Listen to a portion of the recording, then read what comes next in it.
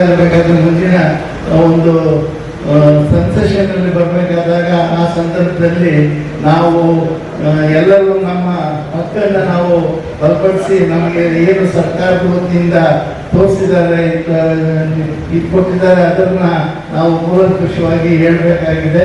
ಈ ಒಂದು ಕಾರ್ಯಕ್ರಮಕ್ಕೋಸ್ಕರ ಈ ಒಂದು ಸಭೆಯನ್ನು ನಾವು ಇಟ್ಕೊಂಡಿದ್ದೀವಿ. ಯಾಕೆಂದ್ರೆ ನಮಗೆ ಕೆಲವರು ಅವೇರ್ನೆಸ್ ಇರೋದಿಲ್ಲ.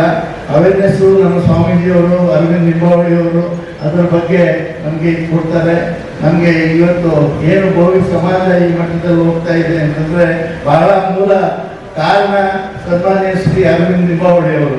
ಅವರ ಮಾರ್ಗದರ್ಶನದಲ್ಲಿ ನಾವು ಇವತ್ತು ಸಮಾಜ ಬಹಳ ಮುಂದೆ ಹೋಗ್ತಾ ಇದೆ. ಜೊತೆಗೆ ನಾವು ನಮ್ಮ ಗುರುಗಳಿದ್ದಾರೆ.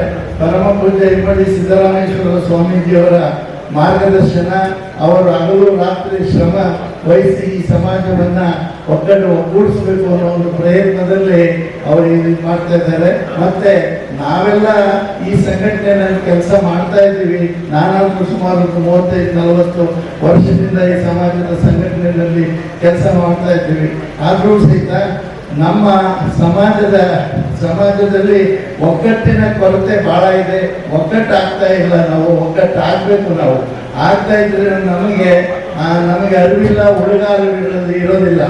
ಈ ಒಗ್ಗಟ್ಟಿನ ಒಂದು ಮಂತ್ರವನ್ನು ನಾವು ಜಪಿಸಬೇಕು. ನಾವೆಲ್ಲರೂ ಈ ಸಮಾಜದಲ್ಲಿ ಒಗ್ಗಟ್ಟಾಗಿ ಹೋಗಿ ಸಮಾಜ ಯಾವ ರೀತಿಯಾದ ಒಗ್ಗಟ್ಟಿದೆ ಅನ್ನೋದನ್ನ ನಾವು ಬೇರೆ ಸಮಾಜದವರಿಗೆ ನಾವು ತೋರಿಸ್ಕೊಡ್ಬೇಕಾಗುತ್ತೆ.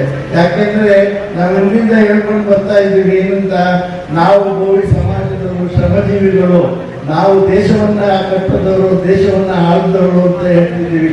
ಆದ್ರೆ ನಮ್ಮ ಇತ್ತೀಚಿನ ದಿನಗಳಲ್ಲಿ ನಮ್ಮ ಸಂಘಟನೆಯ ಕೊರತೆ ಇರೋದ್ರಿಂದ ನಾವೆಲ್ಲರೂ ತೋರಿಸ್ಕೊಳಕ್ಕಾಗಲ್ಲ. ನಮಗೆಷ್ಟು ರಾಜಕೀಯದಲ್ಲಿ ಹೆಚ್ಚಿಗೆ ಮಾನ್ಯತೆಯೂ ಸಹಿತ ಸಿಗೋದಿಲ್ಲ.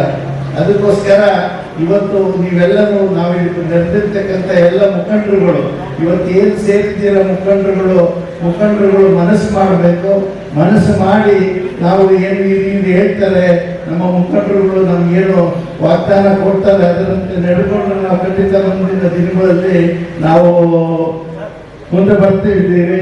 ಸ್ವಾಮೀಜಿಯವರ ಒಂದು ಅನುಗ್ರಹದಿಂದ, ಸ್ವಾಮೀಜಿಯವರು ಅವರು ಕೊಡ್ತಕ್ಕಂಥ ಆದೇಶದಿಂದ ಮತ್ತು ನಮ್ಮ ಹಿರಿಯರಾದ ಅರವಿಂದ್ ನಿಂಬಾವಳಿಯವರು ಈ ದೇಶದ ಎಲ್ಲ ಭೋವಿ ಜನಾಂಗದ ಜವಾಬ್ದಾರಿಯನ್ನು ತಗೊಂಡಿದ್ದಾರೆ. ಅವರು ಯಾವುದೇ ಕಾರಣದಿಂದ ನಾವು ನಮ್ಮ ಸಮಾಜದ ಸಂಘಟನೆಗಳನ್ನು ನಾವು ಬರಬೇಕು ಅಂದರೆ ಎಂಥ ಕೆಲಸ ಕಾರ್ಯಗಳಿದ್ರೂ ಸಹಿತ ಬಿಟ್ಟು ಈ ಸಮಾಜದ ಸಂಘಟನೆಗೋಸ್ಕರ ದುಡಿತಾ ಇದ್ದಾರೆ. ಅವರಿಗೆ ನಾನು ನಿಮ್ಮೆಲ್ಲರ ಪರವಾಗಿ ಅವರಿಗೆ ಧನ್ಯವಾದಗಳನ್ನು ಅರ್ಪಿಸ್ತೇನೆ.